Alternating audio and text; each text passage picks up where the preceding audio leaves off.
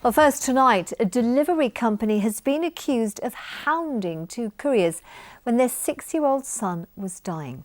The couple from Leicester are self-employed drivers at Hermes UK and they wanted time off work. Well, now the Prime Minister has been asked to order an inquiry into the company's working practices.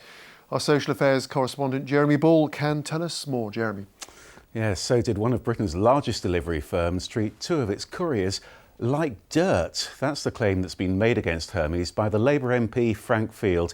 He says they were told to make a horrendous choice to abandon their dying 6-year-old son or to lose their delivery rounds. And that wasn't the end of it.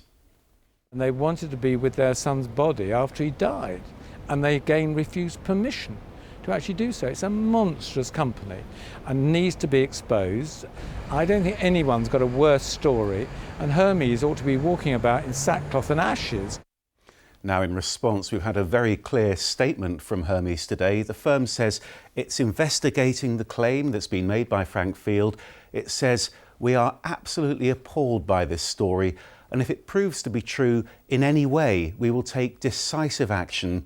And this is really about the culture of working practices at Hermes, because Mr. Field thinks the delivery firm is abusing self-employment status to avoid giving workers things like sick pay and holiday pay, even though they still have to work when they're told to. Now, the company doesn't agree with that, and Hermes says it complies with the law on self-employment. But Frank Field wants the Prime Minister to order an inquiry. And I expect her to act. I'm quite sure she will act.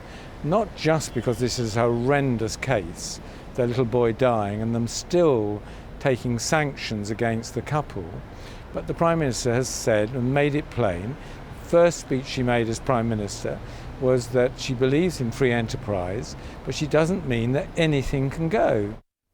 And of course, this is part of a much wider debate about whether employers are bending the rules to exploit people who work for them. That's already prompted some very public criticism of companies like the taxi firm Uber, and even more notably, of course, Sports Direct in Shirebrook.